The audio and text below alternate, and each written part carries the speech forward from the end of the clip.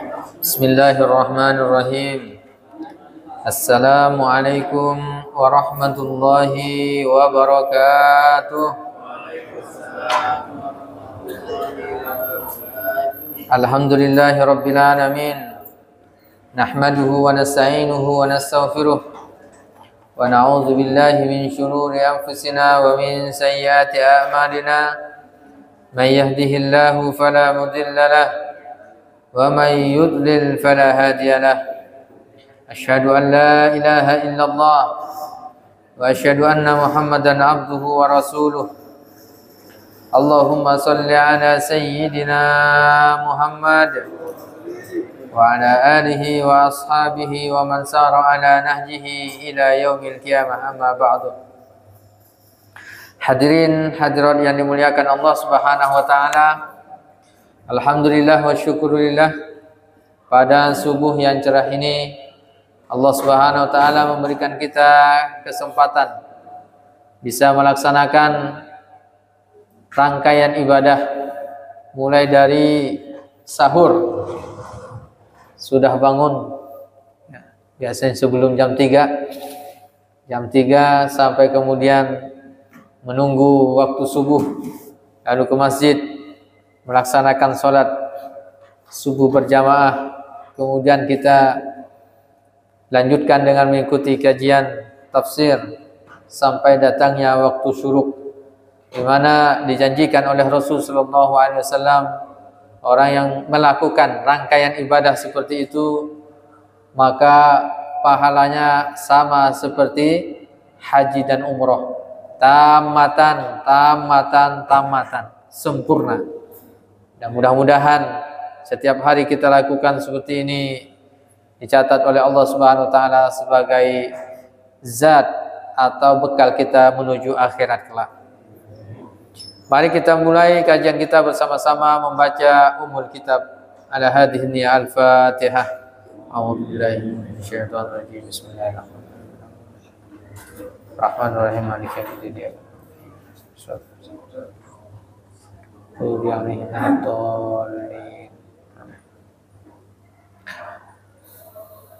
Baik, hadirin yang berbahagia, kita akan lanjutkan surah Al-Baqarah. Kita sampai pada pekan yang lalu 235. Sekarang 236 sampai 237.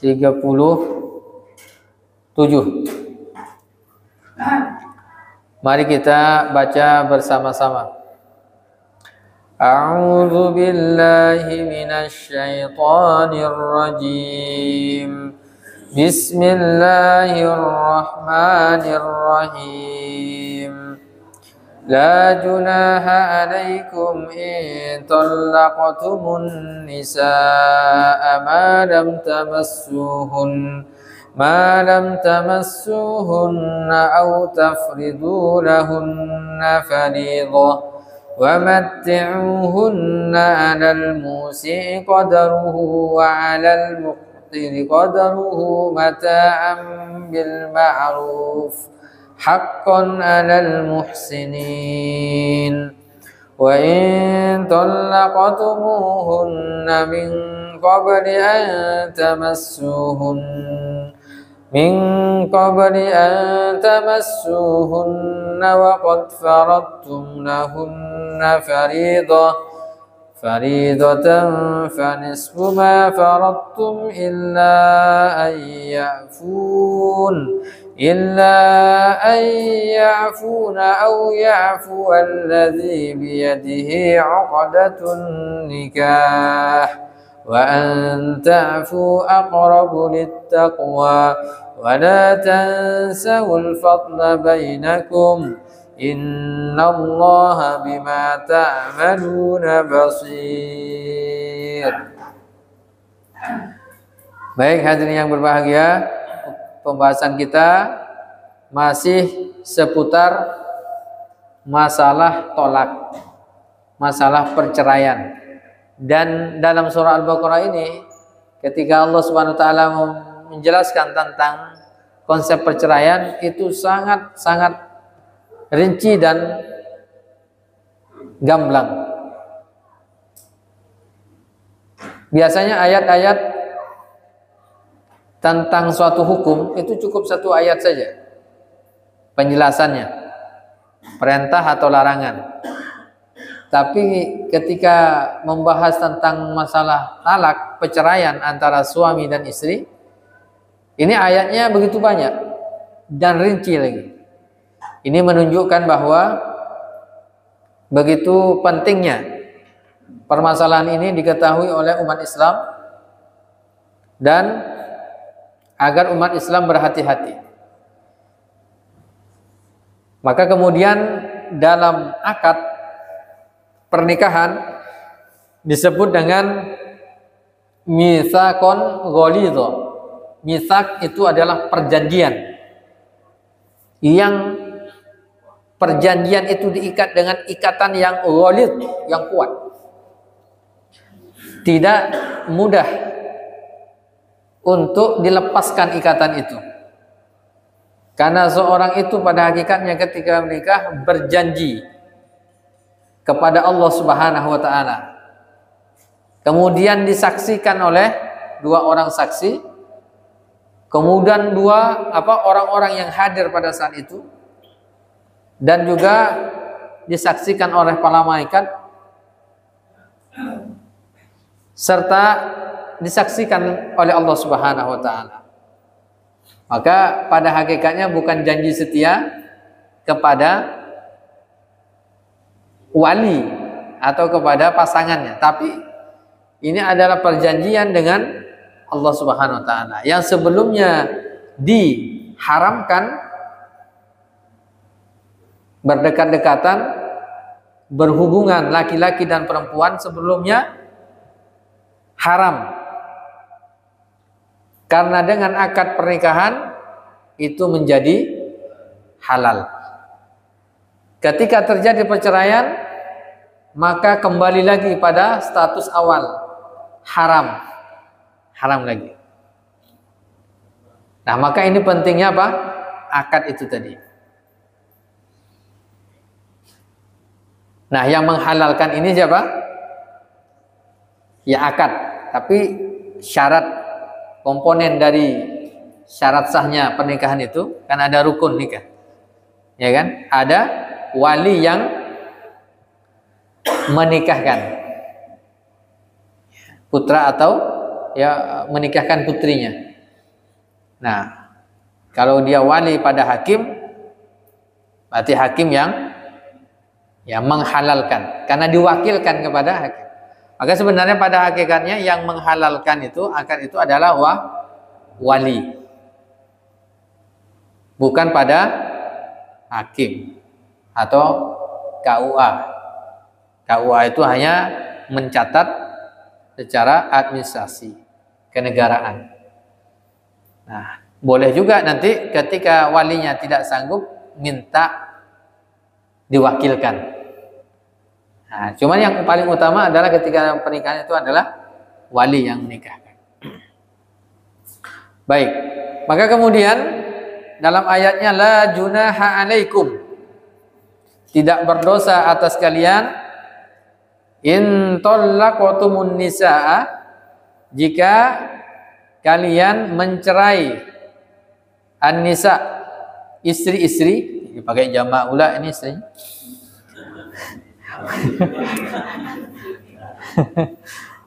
Malam tamassuhunna, sebelum kamu bercampur dengan mereka.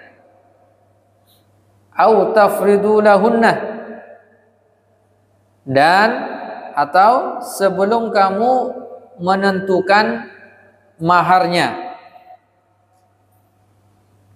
Jadi di sini konsep perceraian, boleh tidak bercerai seorang suami bercerai dengan istrinya sebelum dia diduhul, sebelum disentuh, sebelum melakukan hubungan suami dan istri. Misalnya ada orang menikah sudah 1 bulan ternyata tidak diapa-apain. Nah gitu.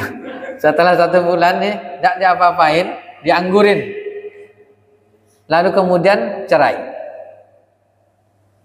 Nah dalam hal ini ada iddahnya tidak? Kira-kira sebelum dia melakukan hubungan maka tidak ada iddahnya. Gitu ya. Cuman kan ini mungkin tidak akan vulgar kan? Sebulan udah disentuh belum? Kan susah juga menanya itu kan? Nah, cuman ini tidak ada iddahnya. Dan itu boleh. Tapi jelas konsepnya tadi bukan masalah boleh tidak bolehnya. Cerai itu adalah abghadul halali indallahi at-talaq. Perkara halal yang diharamkan, yang dimurkai oleh Allah, yang tidak disenangi oleh Allah itu adalah tolak. Padahal halal. Nah, ini saking apa?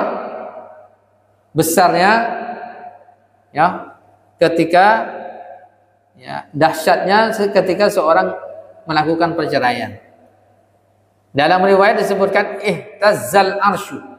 Arsy itu bergetar ketika seseorang ya menceraikan istrinya. Nah, maka boleh seseorang ketika terjadi nanti bagaimana proses menuju perceraian nanti kita akan bahas insyaallah. Nah, ketika belum diduhul, ini bahasanya belum diduhul ini belum masuk, maksudnya belum terjadi campur. Wa matti'uhunna 'alal musi'i qadaruh. Ya, seorang yang sebelum ya mahar ini juga sama. Mahar ini itu kan diantara syarat apa rukun nikah. Maka dia boleh kontan, boleh juga nyicil. Iya, ngutang, boleh. Tapi nanti ada pendapat ulama menarik di sini, sebelum dilunasi tak boleh campur.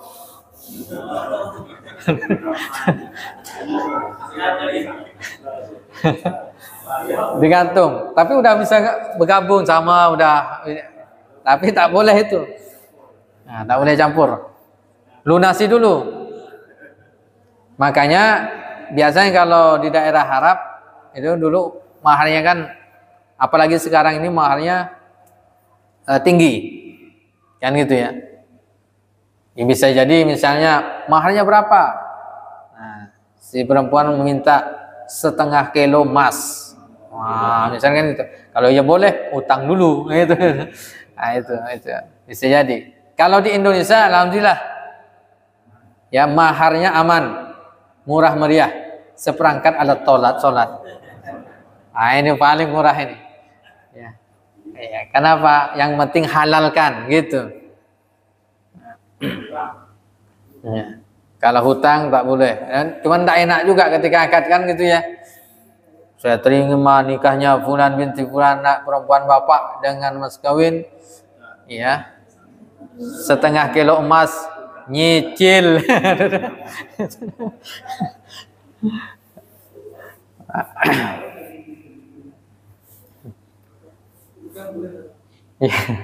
Wa matti'uhunna 'alal musi'. Nah, ini juga penting. Hendaknya wa matti'uhunna, engkau memberikan mut'ah. Mut'ah itu adalah pemberian kepada istri yang dicerai tadi. 'Alal musi', ya sesuai dengan kemampuan kepada istri yang dicerai tadi. Wa 'alal muqtiri qadaruhu mata'an bil ma'ruf. Orang yang mampu menurut kemampuannya dan orang yang miskin menurut kemampuannya pula. Haqqan 'alal muhsinin, ya. Dan itu adalah hak bagi ya, ketentuan bagi orang-orang yang ingin melakukan kebaikan. Artinya istri yang kemudian dicerai, ya, belum duhul, tetap kewajiban nafkah diberikan kepada mereka. Ya, diberikan nafkah kepada mereka, pada para istri itu. Anak kalau ini belum duhul nih, tidak ada anak. Kalau dia punya anak, maka dia tetap juga memberikan tanggungan. Nah, itu nanti sesuai dengan masa iddahnya. Nah, ayat berikutnya, wa in talaqtumuhunna min qabli an tamassuhunna wa qad faradtum lahunna fariidhah. Kalau engkau mencerai istri-istri sebelum disentuh dan telah ditentukan maharnya, fanismu ma faradtum illa ayyafuna aw ya'fu alladhi biyadihi 'uqdatun nikah. Maka boleh diambil apa? Separuh dari maharnya. Nah, memang ini kalau nanti maharnya, kalau ini kasus kalau maharnya banyak, besar. Jadi maharnya besar, ketika terjadi perceraian, belum terjadi sentuhan, belum bercampur nih, maka dalam hal ini boleh dia mengambil separuhnya. Itu tadi kalau 1 kilo emas, nah itu bisa separuhnya, setengah kiloan. Itu dibagi. Tapi kalau di Indonesia sulit menerapkan ayat ini. Sudah alat seperangkat sholat, ya, sudah 5 tahun, 10 tahun, udah lusuh. Apanya mau dibagi? Gitu. Nah, ini kasusnya kalau maharnya besar. Kecuali, ya, itu direlakan. Nah, ketika direlakan, nah maka tidak ada masalah. Nah, wa anta'fu aqrabu littaqwa. Nah, memaafkan itu lebih dekat pada takwa. Maaf ini penting. Artinya apa? Kalau ada istri, pasangan, suami melakukan kesalahan, hendaknya saling memaafkan. Lapang dada. Nah, ini pentingnya di sini. Pentingnya saling memaafkan. Dipahami hak dan kewajiban suami dan istri. Gitu. Maka insya Allah akan terjalin, tidak akan terjadi perceraian kalau saling memahami. Maka ayat setelahnya nih, wala tansaul fadla bainakum. Jangan kalian lupa tentang keutamaan, kebaikan-kebaikan yang ada pada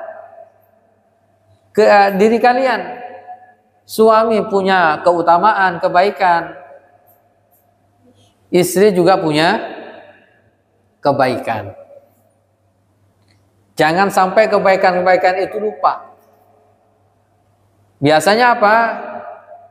Yang terjadi biasanya satu kesalahan, kebaikannya banyak. Satu kesalahan saja dilakukan oleh pasangan kita, kemudian semua kebaikan itu hilang. Nah, kalau saya mau tanya pada ibu-ibu dan bapak-bapak, sebutkan langsung sebutkan ya.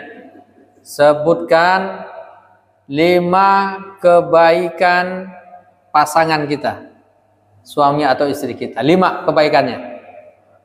Apa saja? Mungkin kita akan mikir, apa ya? 1. Bingung kan? Nah, ini. Padahal sudah tahunan nikah kan? Nah, sekarang saya tanya yang kedua. Sebutkan 5 keburukan pasangan kita. Langsung tuh, cung, cung, cung, ya, langsung muncul tuh. Langsung ingat tuh. Itu menunjukkan bahwa misalnya dalam kertas putih, satu lembar kertas putih, ada titik hitam, tinta, satu garis saja. Jadi menjadi fokus kita itu adalah ya, tinta hitamnya, garis hitam itu saja. Padahal yang putih kan banyak. Nah inilah wala tansaul fadla bainakum. Jangan kalian lupa terhadap kebaikan di antara kalian. Ya, kebaikan-kebaikan di antara kalian ini jangan dilupakan. Semuanya adalah kebaikan. Nah, maka tadi ayat wa anta'fu aqrabu littaqwa, memaafkan. Maka dalam hal ini, Bapak Ibu yang dimuliakan Allah, dalam hadis itu disebutkan ibu-ibu yang ingin masuk surga syaratnya 4 saja. 1. Idza shallatil mar'atu khamsaha. Apabila seorang perempuan, seorang istri itu sholat 5 waktu tepat pada waktunya. Jangan sampai sholatnya dikalahkan dengan sinetron atau dengan media sosial, gitu, atau dengan masak. Nah, pertama, apabila seorang perempuan sholat 5 waktunya tepat pada waktunya. Yang kedua, wasomat syahroha, puasa Ramadan, kecuali yang uzur, dia melaksanakan puasa Ramadan. Tidak dikalahkan dengan kue-kue, apalagi mendekati Ramadan, mendekati Idul Fitri. Ya, dia tidak dikalahkan itu, puasa Ramadan. Pertama apa, Bu? Sholat 5 waktu tepat waktu. Yang kedua, puasa Ramadan. Yang ketiga, wa ahsanat farjaha, menjaga harga dirinya, menjaga kemaluannya, menjaga harga dirinya. Yang keempat, wa ata'at zaujaha, taat pada suaminya. 4 hal ini. Kalau 4 hal ini dilakukan, qilalaha, kata Nabi, dikatakan kepadanya, udkhulil jannata min ayyi abwabin syi'ti, masuklah ke dalam surga dari pintu mana saja yang engkau kehendaki. Masya Allah.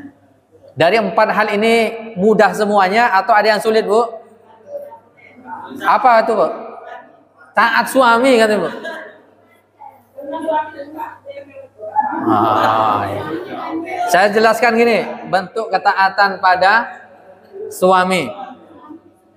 Nah, sebentar dulu, sebentar ini ya, ini sebentar dulu.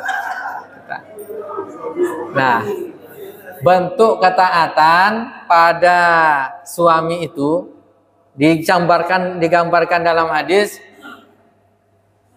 idza da'ar rajulu imra'atahu ila firashi, kalau ada suami ngajak tidur istrinya, hanya ngajak saja, dek ayolah tidur, gitu, hanya ngajak saja, fa'abat, lalu istrinya tidak mau, tunggu dulu bang, sinetron lagi seru-serunya nih.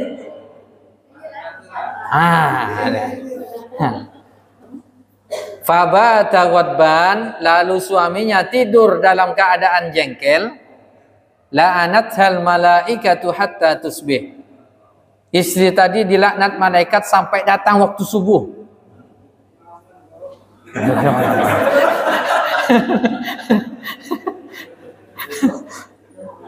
Maka dalam hal ini ibu-ibu jangan bikin jengkel suami. Nah, kalau seandainya pertanyaan berikutnya, bagaimana kalau suami bikin jengkel istri? Dalam hal ini tak ada hadisnya pula tuh.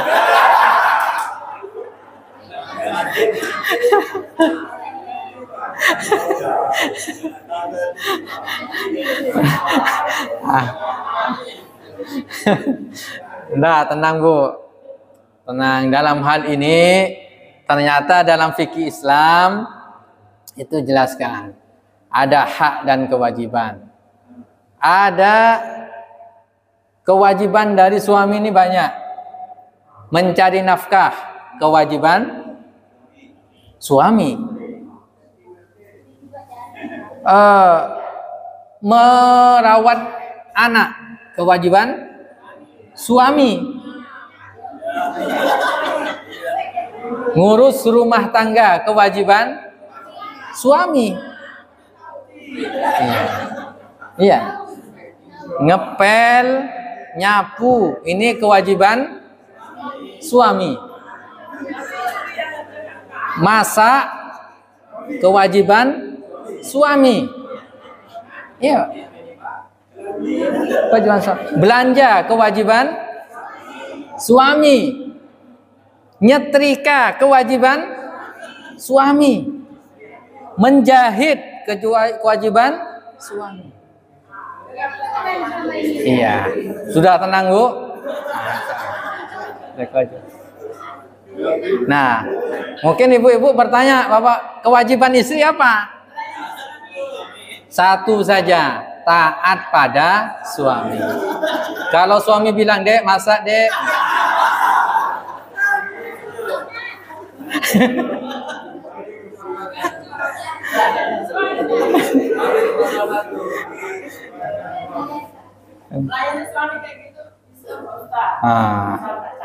Iya.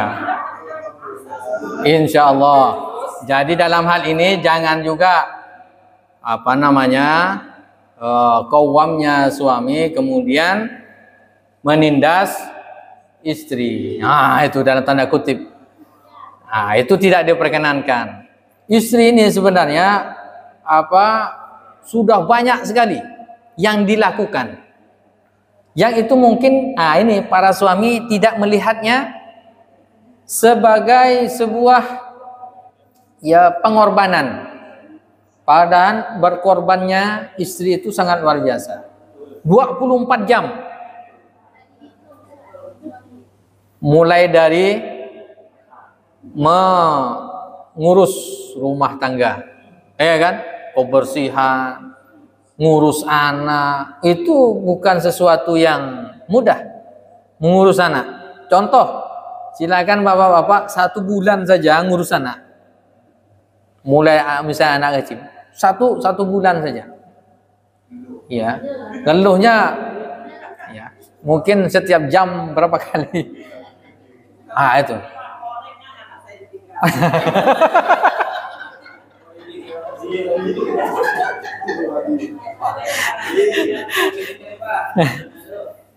Nah, dalam hal ini memang inilah pengorbanannya. Maka dikatakan, ini ibu-ibu luar biasa. Pengorbanan seorang istri, jihadnya itu adalah di rumah. Jadi kalau laki-laki jihadnya di medan perang bawa senjata, tapi seorang istri jihadnya di rumah. Ketika dia baik dalam mengurus rumah, mengurus anak, dan seterusnya, termasuklah mengurus suami juga. Dan suami mengurus istri juga. Dalam hal ini, maka itulah jihadnya. Ya, itulah jihadnya. Ini sangat luar biasa. Wala tansaul fadla bainakum. Jangan kalian melupakan kebaikan. Jangan memandang pasangan kita dengan kacamata hitam. Semua yang dilakukannya adalah pasti keburukan. Gitu. Tapi hendaknya positive thinking. Positive thinking ini berpikir husnuzon. Gitu. Maka akan muncul kebaikan demi kebaikan. Innallaha bima ta'maluna basir. Sesungguhnya Allah Maha melihat terhadap apa yang sedang kalian kerjakan. Nah, ini sangat luar biasa. Maka pasangan ini memang biasanya, ini juga sama. Kebiasaan suami itu tidak banyak kata-kata yang keluar. Kalau bagi istri, bagi seorang wanita, itu harus dikeluarkan berapa ribu kata dalam sehari itu. Harus keluar. Makanya kalau itu tidak keluar, itu biasanya lari pada ngomel biasanya. Gitu biasanya. Nah, bagaimana supaya ini? Maka suami hendaknya mendengarkan curhatan istri. Dia tidak mencari solusi sebenarnya istri itu, tapi ingin didengarkan. Betul enggak, Bu? Nah, itu. Ya. Nah, hanya ingin didengarkan saja. Dengarkan saja. Ya, silakan apa yang ini kan gitu kan. Ngomong dia. Kalau sudah keluar semuanya, unek-uneknya apa yang dalam pikirannya, maka dia pelong. Betul enggak, Bu? Itu udah penelitiannya itu. Tugas suami setiap hari mendengarkan curhatan istri minimal 1 jam sekali. Tapi yang menjadi masalah laki-laki tidak senang mendengarkan begitu saja, tidak senang. Nah, apa itu?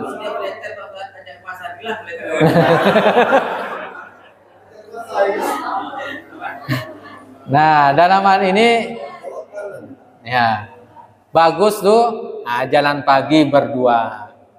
Ngomonglah di situ. Situ. Semakin dia banyak bercerita, semakin panjang rutenya.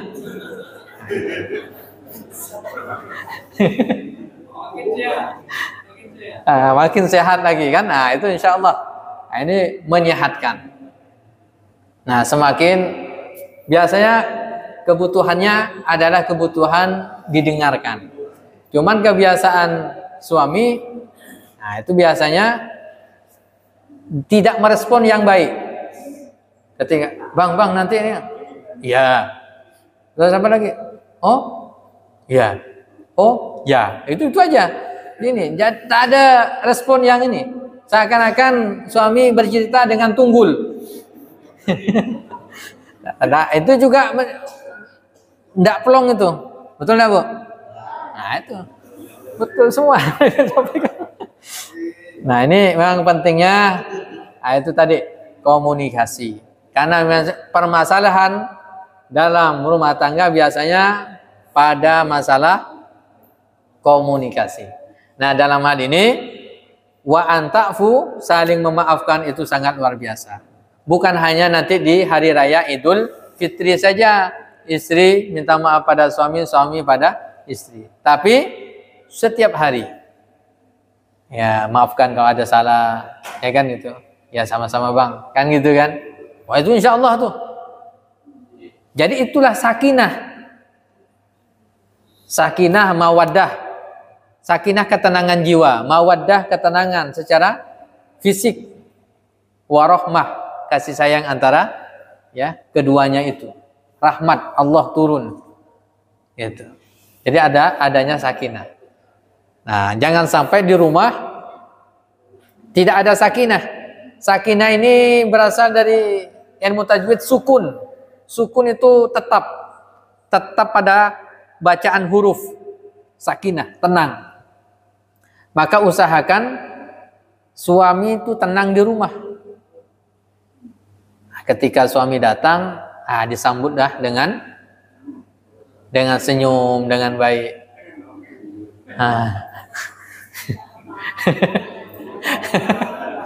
Nggak, ibu-ibu kalau di sini nggak ada, baik semuanya. Itu mungkin sebelah sana.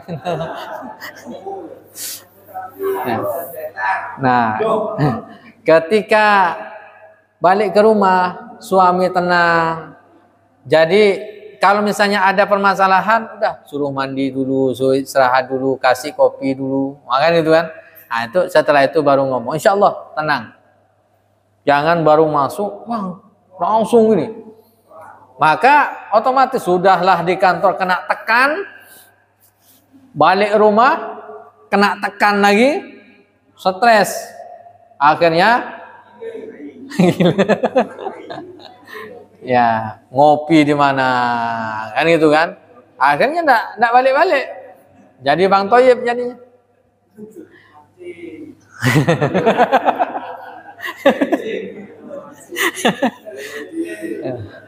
Nah, wala tansaul fadla bainakum. Innallaha bima ta'maluna basir. Ya, masih banyak. Mungkin kita buka sesi tanya jawab, kayaknya banyak yang mau ditanyakan. Ya. Silakan, ada yang mau ditanyakan?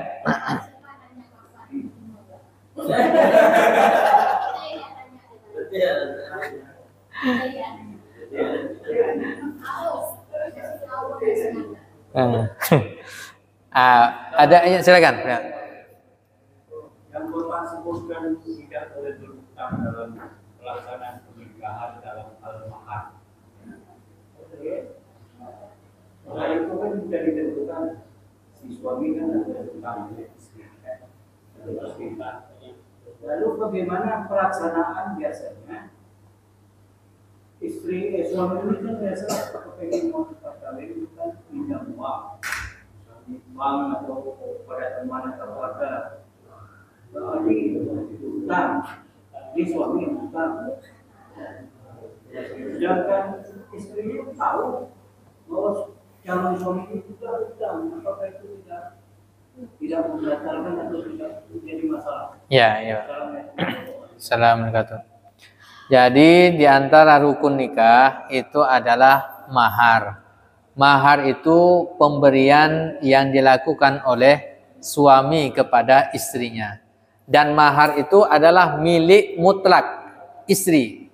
Tak boleh suami ngambil mahar, itu tak boleh. Kecuali atas ridho dari istrinya. Karena itu mahar itu harta milik istri secara sempurna. Itu mahar. Nah, yang dimaksud tadi, boleh enggak mahar itu ketika diberikan secara nyicil berhutang? Hukum fikihnya boleh. Boleh, Pak, bukan enggak boleh. Boleh hukumnya. Cuman syaratnya itu tadi tidak boleh disentuh. Itu. Kan nyicil. Malah bagusnya itu tadi supaya aman. Nah, maka hendaknya tunai saja gitu, walaupun jumlahnya. Kenapa? Mahar itu sebenarnya bukan harga istri, bukan jual beli istri gitu. Makanya biasa ditentukan mahal karena seakan-akan jual, enggak, bukan dijual tanda kutip, enggak. Mahar itu adalah syarat, sama seperti zakat. Zakat itu kan ada ketentuannya sekian, berarti sekian gitu ya. Nah, itu untuk membersihkan harta. Nah, itu bagian dari akad. Ya, bagian dari rukun yang kita keluarkan. Nah, permasalahan kedua, kalau bagaimana kalau berhutang? Orang mau melakukan pernikahan berhutang, itu sah-sah saja asalkan dia siap membayarnya. Nah, gitu. Asalkan dia siap membayarnya sah-sah saja. Tapi juga jangan berhutang banyak, lalu kemudian nanti setelah menikah, pontang-panting untuk melunasinya. Kenapa? Ya, biasanya ada pepatah, ya, asal kesohor, walaupun tekor, kan gitu kan? Kesohor dulu, mewah-mewah. Tapi kemudian ya, tekor. Nah, dalam hal ini pernikahan sesuaikan saja dengan kemampuan, itu akan lebih baik. Walau bisyatin, kalau Nabi mengatakan aulim walau bisyatin, walimahlah walaupun hanya sekedar memotong satu kambing saja. Yang penting ada pengumumannya. Nah, semacam itu sudah bagus ya, dalam hal ini. Wallahu a'lam bishawab. Silakan, masih ada? Ya, waalaikumsalam warahmatullahi wabarakatuh. Bagaimana seseorang anak perempuan mau menikah, tapi dia tidak ada jenazah atau di luar Dia hasil pernikahan itu kan. Mereka bagaimana sistem perwaliannya Pak Ustaz? Yang pertama, yang kedua, sampai dimaksud dengan Iya. nanti sekarang masih dilakukan juga oleh yang mengatakan itu kan. Nikah mut'ah. Ya.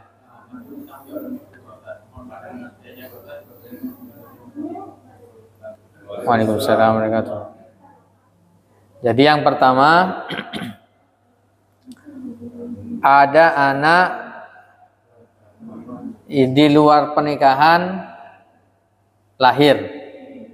Lahirnya bukan karena pernikahan. Maka nasab itu ditentukan dari akad, bukan dari DNA. Ini dalam fikih ya. Itu pahami melalui akad yang sah. Nasabnya ke bapaknya. Kalau tidak dilakukan dengan akad ini, maka nasabnya bukan pada bapaknya. Nasabnya kepada siapa? Di antara ulama ada yang mengatakan ke ibunya. Sama seperti Nabiullah Isa alaihi salam yang tak punya bapak. Isa ibnu Maryam. Nabi Isa putranya Sayyidah Maryam. Atau yang kedua, dinasabkan kepada Abdullah, hamba Allah. Pokoknya hamba Allah saja. Lalu bagaimana nanti dalam perwalian nikah kalau dia anak perempuan? Kalau dia anak perempuan, maka tidak boleh suami atau bapaknya tadi yang menikahkan, karena dia bukan walinya. Dan dia tidak boleh mewariskan juga hartanya kepada anaknya tadi yang di luar nikah ini. Kemudian walinya ke siapa? Nah, dalam hal ini perwaliannya diserahkan kepada hakim. Nah, kalau di Indonesia ini maka nanti ada isbat wali. Nah, jadi nanti masuk dalam persidangan, ya, kemudian nanti ditetapkan walinya adalah kepada hakim. Ya, nanti ibunya yang kemudian menyampaikan. Nah, gitu. Nah, jangan sampai karena malu enggak apa-apa, Bah. Jangan sampai itu terjadi. Kenapa? Kalau itu terjadi, pernikahan terjadi, dinikahkan oleh walinya yang bukan wali secara hakikatnya, maka dalam hal ini terjadi perzinahan, tidak sah. Nah, ini sangat penting sekali. Nah, ini Pak ya yang pertama. Yang kedua, nikah mut'ah. Nikah mut'ah ini adalah nikah kontrak. Orang menikah, seorang laki-laki, dia berkata kepada seorang perempuan, saya akan menikahimu 1 minggu saja. Boleh Bang? Boleh, kata dia. Nah, gitu. Nah, ini di Bogor itu banyak terjadi nikah di puncak. Ya.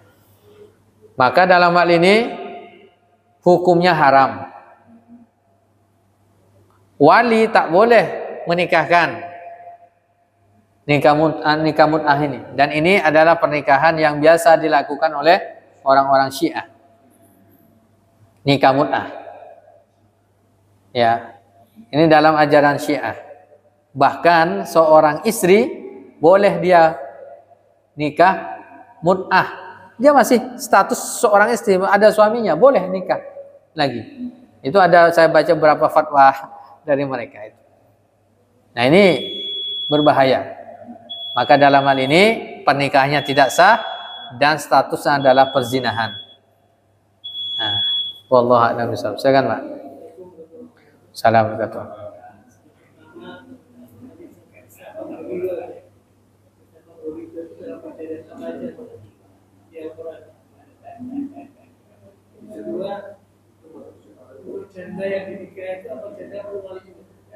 Nah, ya.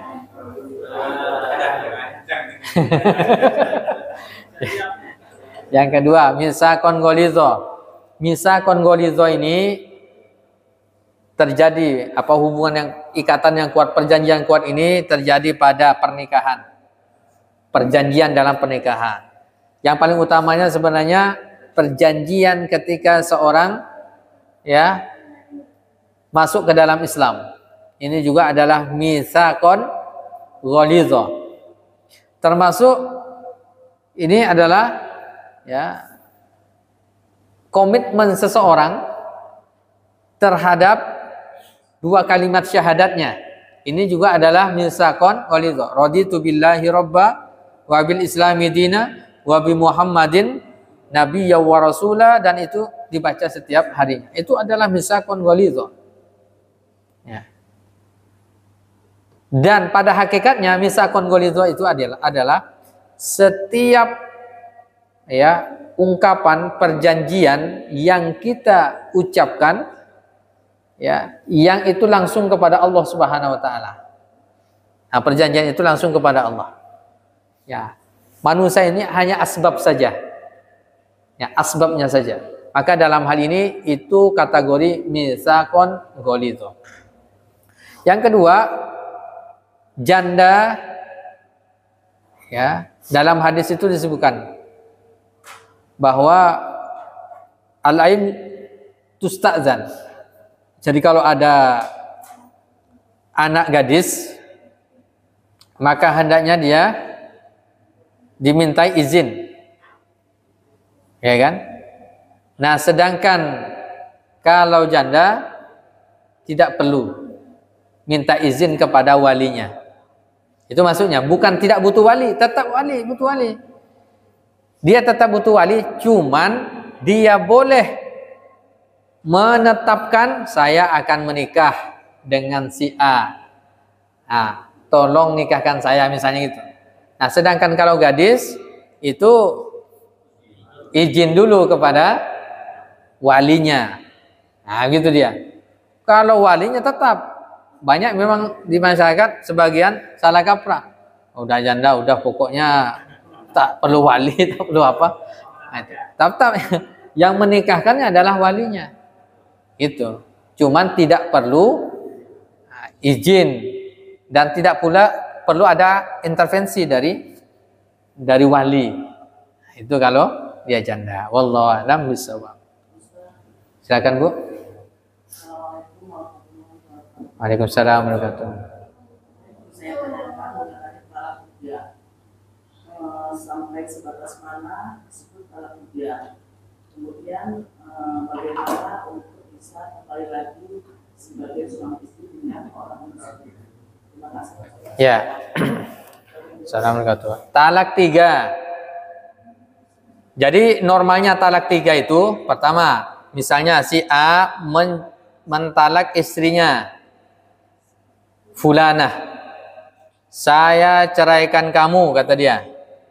Dah terjadi talak 1. Setelah di masa iddah, rujuk lagi dia. Rujuknya kalau di masa iddah cukup 2 orang saja.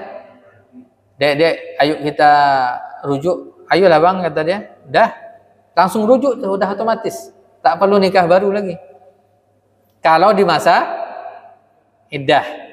Tapi kalau di luar masa iddah, maka dia wajib nikah lagi. Setelah itu 3 bulan lagi dia menyampaikan lagi, saya cerai kamu. Nah, masuk talak 2. Nah, baik ini masuk ke pengadilan atau tidak, itu sudah masuk talak 1 atau talak 2. Setelah itu di masa iddah dia rujuk lagi. Nah, rujuk lagi nih. Udah kembali lagi seperti biasa. 3 bulan lagi. Nah, dia mengatakan sang suami, saya cerai kamu ya. Nah, maka terjadi talak 3. Dalam hal ini, bolehkah rujuk suami dan istrinya? Tidak boleh. Kalau memperbarui nikah, tidak boleh juga. Bagaimana cara merujuknya? Harus dipastikan sang istri tadi harus menikah dengan laki-laki yang lain. Dan itu tidak boleh dipesankan, ada rekayasa. Nah, merekayasa itulah yang disebut dengan muhallil. Muhallilnya ada orang biasanya ada jasa muhallil. Ini ya rekayasa si A si B mau balikan lagi nih, mau rujuk. Kan tak boleh, harus ada orang lain. Udah dibayar orang itu, udah 2 malam ya, 2 malam nikahi. Dan syaratnya itu harus bercampur hubungan suami dan istri dengan laki-laki itu. Bukan hanya secara akad, wajib. Dan tak boleh ada rekayasa. Itu harus duhul. Nanti ketika menikah tergantung suaminya ini mau dilepaskan atau enggak. Nah gitu. Tak boleh. Maka ini pentingnya talak 3 itu jangan sampai terjadi, karena merujuk lagi susah. Nah gitu. Kecuali tanpa rekayasa, si A dan si B mau rujuk lagi, udah talak 3. Bagaimana? Si B, si C ini ternyata kawan dekat dia. Oh, saya kasihan dia. Udah saya nikahi saja. Istrinya tadi nikahi tanpa ada rekayasa. Setelah itu dia ceraikan setelah itu. Itu boleh tuh nikah. Dia setelah selesai masa iddah boleh. Nah, atau di sini pernah ada yang menjadi muhalil?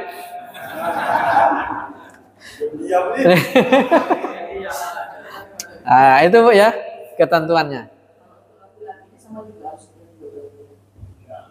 Kalau laki-laki tidak ada iddah, laki-laki tak ada iddahnya.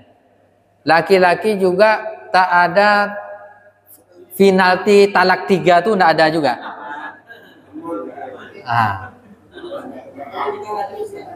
Iya, dia boleh nikah lagi. Boleh Bu, ketentuan fikihnya begitu. Jadi hanya terjadi pada perempuan.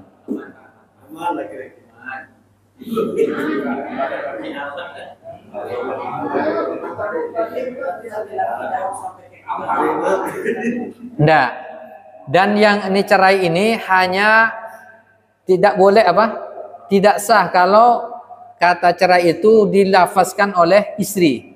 Misalnya istri mau sampai 1000 kali saya cerai kamu, tetap tidak terjadi perceraian. Tapi kalau suami satu kali saja dia bilang, walaupun gurau nih terjadi cerai. 3 hal, guraunya menjadi sungguhan. Masalah pernikahan, masalah rujuk, ya. Ini ya, kemudian masalah tolak. Nah, maka dalam hal ini tidak boleh bergurau walaupun pada istri. Nah, bagaimana kalau seandainya dia pakai kiasan? Kalau pakai kiasan, Dedek balik ke rumah orang tuamu. Itu harus dikuatkan dengan niat. Niatnya apa nih? Suami bilang begitu. Niatnya apa? Oh, enggak, supaya melepas rindu. Nah, gitu. Atau kalau niatnya cerai, maka terjadi cerai. Itu maka pada suami. Istri boleh melakukan hulu. Dia menggugat cerai, itu boleh. Itu nanti syarat-syaratnya harus terpenuhi. Jadi misalnya suami itu ya mirip Firaun lah gitu. Itu istri boleh menggugat cerai. Kalau suaminya nanti tidak melakukan perceraian, maka nanti hakim yang menceraikannya. Nah, gitu. Kalau misalnya lewat WA gitu, laki-laki iya. Jadi cerai itu boleh dengan lisan langsung. Kemudian bisa dengan isyarat. Bisa juga dengan tulisan. Bisa pakai WA, voice note pun juga bisa. Tapi kalau voice note harus dipastikan suara siapa. WA pun sekarang banyak cloningan juga. Nah, ini sekarang bisa dipastikan dulu gitu dalam hal ini. Itu ya. Wallahu a'lam bishawab. Ya. Kalau dalam ketentuan memang ada batas laki-laki dengan perempuan masalah melaksanakan tahu dari 1, 2. Dan pada prakteknya, kalau dia mempunyai ilmu agama, otomatis dia jaga betul. Tapi kalau belum ada ilmu agama tentang yang mau dikatakan, sama sekali dia tidak tahu. Dia hanya mengikuti persyaratan yang nampak dan jelas dalam perkawinan. Lalu dalam pelaksanaan perkawinan, dia tidak bertahu walaupun istilahnya kiasan segala macam dia tidak. Kadang-kadang dia melakukan kalimat otomatis, sedangkan laki-laki ini setelah disebut masalah cerai, dia berpikir dan dia dapat ilmu seperti contoh saya sekarang saya dapat ilmu. Dulu-dulunya saya kan belum ada ilmu ini, sekarang saya sudah dapat. Lalu dalam ketentuan hukum apakah itu berlaku pada saat sekarang? Waalaikumsalam warahmatullahi wabarakatuh. Jadi kalau suami biasa tadi mengucapkan kata cerai pada istrinya, dia belum tahu ilmunya. Mudah-mudahan Allah ampuni. Kan itu kan? Caranya bagaimana untuk memastikan mentajdid nikah kita. Perbarui nikah akad kita. Nah, nanti cukup datang ke KUA, kemudian ya, jadi isbat nikah. Isbat nikah. Jadi diisbat lagi pernikahannya. Sehingga insya Allah ya amanlah gitu. Karena apa? Karena sebelumnya dibangun atas kejahilan gitu kan. Ya, dia tidak tahu hukumnya. Ya, gitu Pak ya. Wallahu a'lam bishawab. Cukup sampai di sini perjumpaan kita. Mudah-mudahan apa yang disampaikan ada manfaatnya. Kita akhiri dengan sama-sama membaca hamdalah dan doa kafaratul majlis. Alhamdulillahirabbil alamin. Subhanakallahumma wa bihamdika asyhadu an la ilaha illa anta astaghfiruka wa atubu ilaik. Assalamualaikum warahmatullahi wabarakatuh.